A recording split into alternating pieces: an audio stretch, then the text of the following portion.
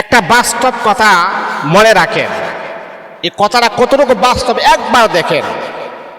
যাকে তোমার জন্য তৈরি করা হয়নি, যাকে তোমার জন্য সৃষ্টি করা হয়নি, সেই মানুষটা তোমাকে ছেড়ে চলে যাবে, এটাই 100%। আর যাকে তোমার জন্য সৃষ্টি করা হয়েছে, তোমার জন্য তৈরি করা হয়েছে, সে অন্যদেরকে ছেড়ে দিয়ে তোমার কাছে চলে আসবে। আজকে আমরা অনেক সময় অনেক মানুষের আবেগ অনুভূতির কথাগুলা শুনি। অনেকে বলে, হুজুর আমার স্ত্রীকে আমি এত ভালোবাসি, এত মোহাব্বত করি, কয়েকদিনের সংসার, সে আরেকজনের কাছে চলে গেছে।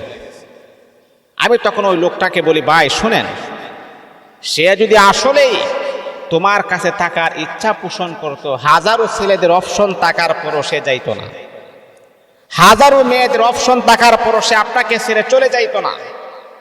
সে কখনো তোমার ছিল না, সে বাহানা করেছে তোমার কাছে, কয়েকদিনের জন্য সে তোমার ঘরে আসছে, এটা তার একটা বাহানা। যাকে তোমার জন্য রব্বে কারীম আল্লাহ পাক রব্বুল আলামিন প্রস্তুত করে রেখে দিয়েছেন, সে কখনো তোমাকে ছেড়ে একটা সেকেন্ডও থাকতে পারবে না। আর যাকে তোমার জন্য প্রস্তুত করা হয় না, হাজারো হাজারো চেষ্টা করলেও তাকে কখনো আপনি আনতে পারবেন না। এজন্যে আমরা আল্লাহ পাক রব্বুল আলামিন আমাদের স্বামী স্ত্রীর মহাব্বত আর জোড়াটাকে যেন শক্তিশালী করুন, এই বন্ধনটা যেন আল্লাহ পাক যেন আরো মজবুত